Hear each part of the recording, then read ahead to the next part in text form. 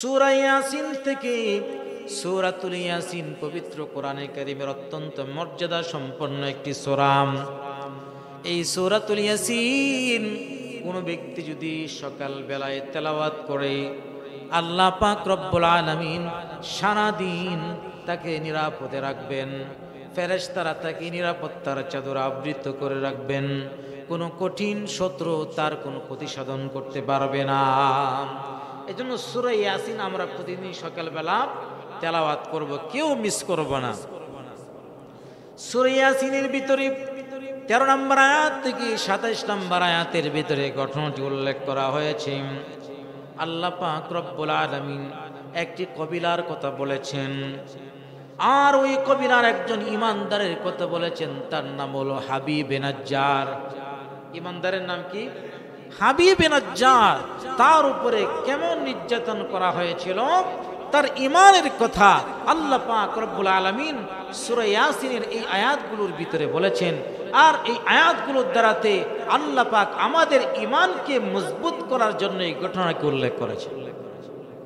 আল্লাহ পাক রব্বুল আলামিন বলেন, ওয়াদরিব লাহুম মাতালান আসহাবাল ক্বরিয়াম ইয জাআহাল মুরসালুন। আল্লাহ পাক রব্বুল আলামিন বললেন, ওয়াদরিব লাহুম, তাদেরকে দৃষ্টান্ত পেশ করুন, আসহাবাল ক্বরিয়া, গ্রামবাসীদের সম্পর্কে আপনি তাদেরকে দৃষ্টান্ত পেশ করুন। ইয জাআহাল মুরসালুন, যখন তাদের কাছে নবীরা এসেছিল দাওয়াত নিয়ে।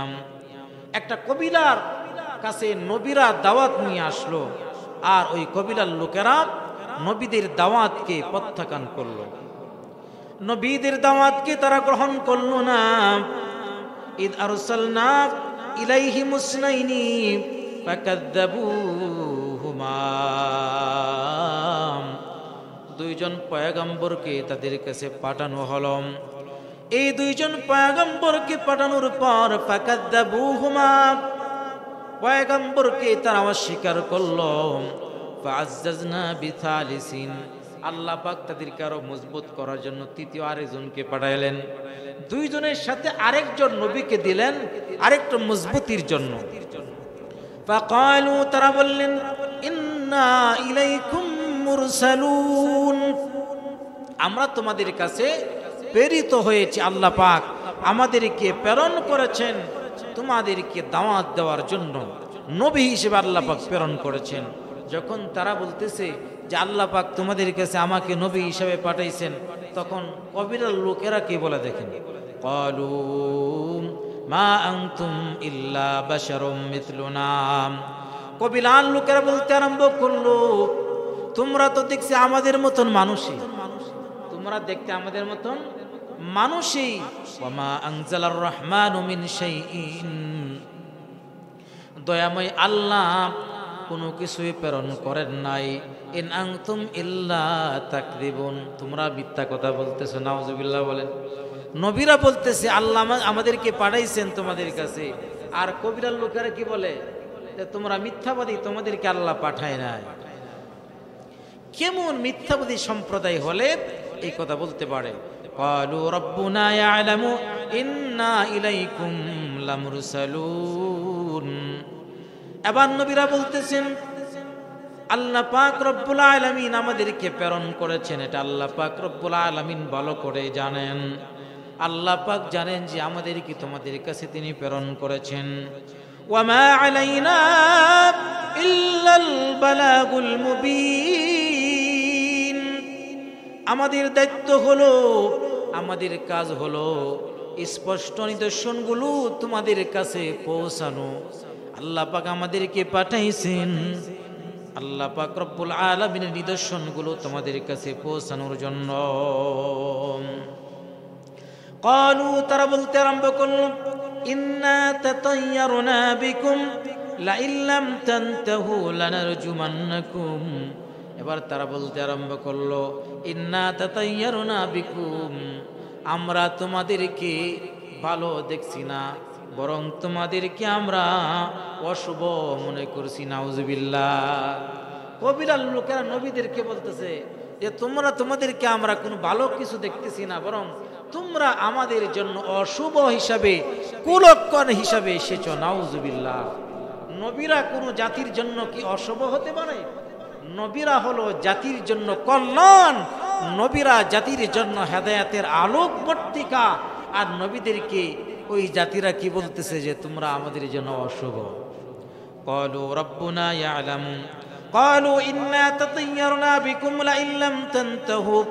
তোমরা যদি আমাদের থেকে নিবৃত না হও, যদি আমাদেরকে যে দাওয়াত দিতেছো তার থেকে যদি তোমরা চুপ না থাকো, নিবৃত না হও, লানারজুমান্নাকুম, তোমাদেরকে পাথর নিক্ষেপ করে হত্যা করে ফেলব। ওয়ালা মাসান্নাকুম মিন্না আযাবুন আলীম, আমাদের থেকে তোমাদের উপরে নেমে আসবে যন্ত্রণাদায়ক শাস্তি। এবার লোকেরা বলতে আরম্ভ করলো ক্বালু তাইরুকুম, এবার নবীরা তিনজন বলতে আরম্ভ করলো তাইরুকুম মাআকুম, আসলে অশুভ তো আমরা না, তাইরুকুম অশুভ তো কুলক্ষণ তো তোমাদের সাথে। আইন যুকিরতুম বাল আনতুম কওমুম মুসরিফুন, তোমরা আমাদেরকে অস্বীকার করে তোমাদের কপাল তোমরাই খেয়েছ, সুতরাং আমরা তোমাদের জন্য অশুভ নয়, তোমাদের কথাগুলো এগুলোই তোমাদের জন্য অশুভ। তাদের সময়ে হযরতে এই তিনজন পয়গম্বর রাস্তা দিয়ে যাইতেছে। রাস্তা দিয়ে যাওয়ার পরে হঠাৎ করে দেখে মূর্তির সামনে একজন ব্যক্তি মূর্তি থেকে সালাম করতেছে, তার সামনে কান্নাকাটি করতেছে আর কি যেন চাইতেছে। এই তিনজন নবী তার সামনে গেলেন। তার নাম হলো হাবিব নাজ্জার। বলতেছে ব্যাপার কি, তুমি কি চাও, তুমি এখানে কি করতেছ, তুমি এখানে কি চাও, তুমি এখানে কি করতেছ? বলে আমি কুষ্ঠ রোগে আক্রান্ত, দীর্ঘ 20 বছর পর্যন্ত আমি মূর্তির কাছে সাহায্য চাইতেছি, আমাকে যেন আরোগ্য দান করে, কারণ আমি কুষ্ঠরোগে আক্রান্ত বলে সমাজের লোকেরা আমাকে বিতাড়িত করে দিয়েছে, আমাকে দূরে ঠেলে দিয়েছে, এই জন্য আমি সাহায্য চাইতেছি 20 বছর ধরে। এবার ওই তিনজন নবী যে এলাকায় উপনীত হলেন, এলাকার নাম হলো আন্তকিয়া। এলাকার নাম হলো আন্তকিয়া। ওই আন্তকিয়া এলাকার এবার ওই লোককে বলতে আরম্ভ করলো, তুমি একটা কাজ করো, আল্লাহর উপরে বিশ্বাস স্থাপন করো, আল্লাহর উপর ঈমান আনো, আল্লাহর কাছে সাহায্য চাও, আল্লাহ পাক রব্বুল আলামিন তোমাকে সাহায্য করবেন।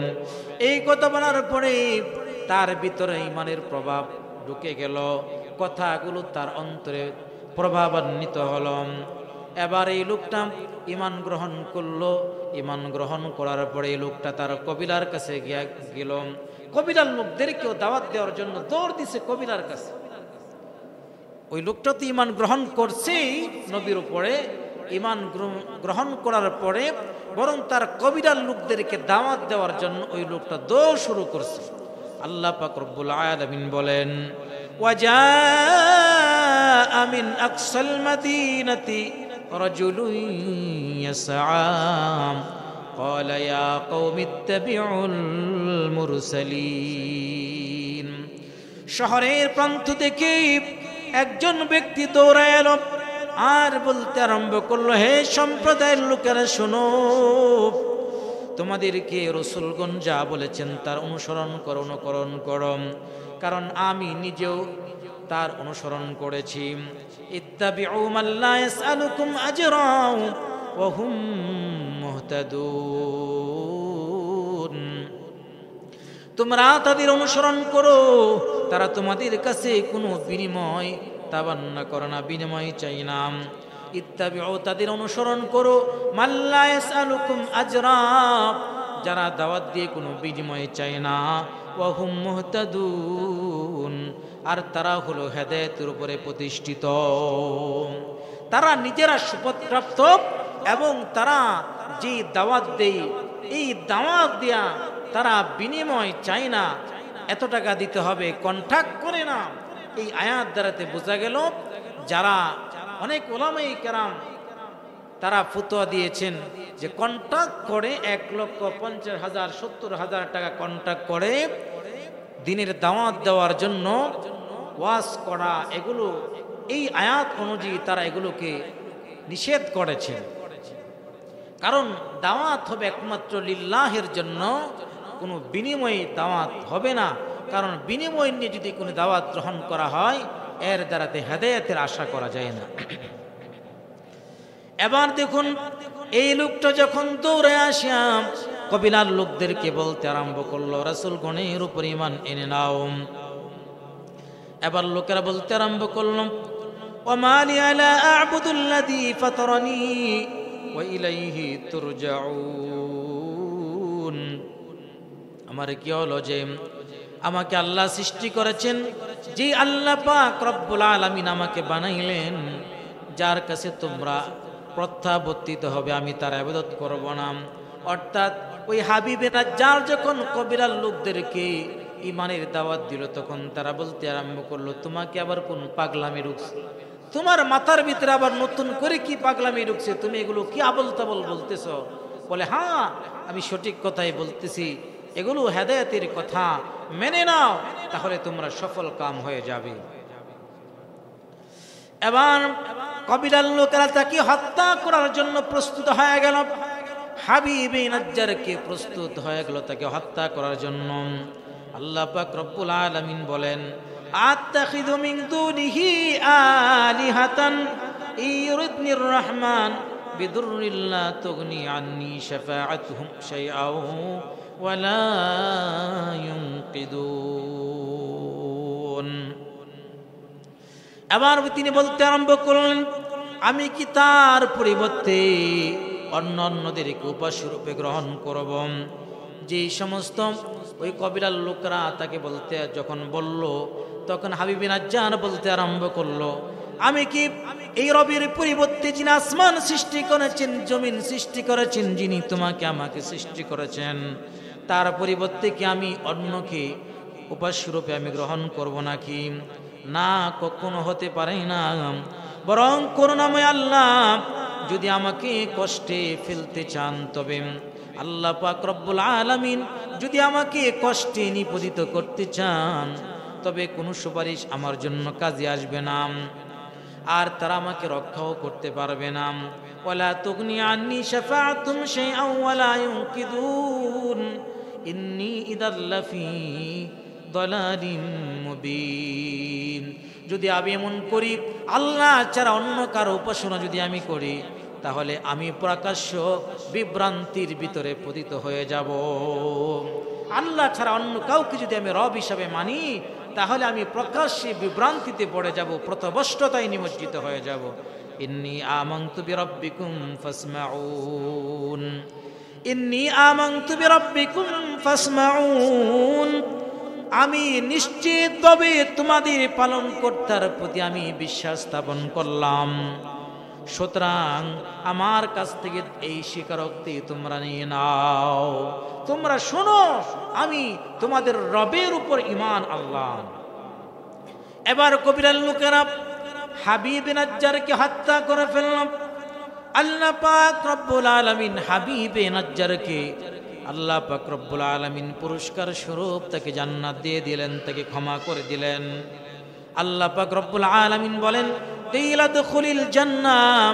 আল্লাহ পাক তাকে বললেন, হাবিব নাজ্জারকে বললেন, উদখুলিল জান্নাহ, তুমি জান্নাতে প্রবেশ করো। ক্বালা ইয়া লাইতা কওমি ইয়ালামুন। হাবিব নাজ্জার তখন আফসোস করে বলে, হায় আফসোস, আমার সম্প্রদায়ের লোকেরা যদি জানতে পারতো আল্লাহ যে আমাকে জান্নাত দিয়েছেন, যদি আমার কবিলার লোকেরা জানতে পারতাম, বিমা গফরালি ওয়া জাআলানি মিনাল মুকরামিন, যে আল্লাহ পাক রব্বুল আলামিন আমাকে ক্ষমা করে দিয়েছেন, আল্লাহ পাক রব্বুল আলামিন আমাকে সম্মানিতদের অন্তর্ভুক্ত করে দিয়েছেন। আল্লাহ আমাকে ক্ষমা করে দিয়েছেন, সম্মানিতদের অন্তর্ভুক্ত করে দিয়েছেন। এই কথা যদি আমার কবিরার লোকেরা জানতে পারত, তাহলে তাদের জন্য না কতই কল্যাণ হতো।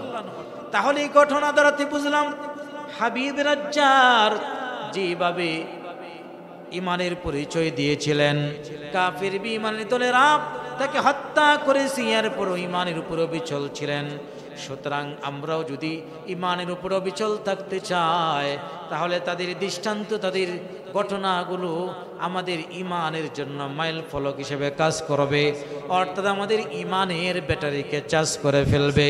এই জন্য আমাদের ইমানকে যদি বাড়াইতে চাই, ইমানকে যদি বৃদ্ধি করতে চাই, পবিত্র কোরআনে যেই ঘটনাগুলো আল্লাহ পাক উল্লেখ করেছেন, সেই ঘটনাগুলো আমাদেরকে জানতে হবে। আল্লাহ পাক রব্বুল আলামিন আমাদেরকে মৃত্যু পর্যন্ত ইমানের উপরে অবিচল থাকার তৌফিক দান করুন।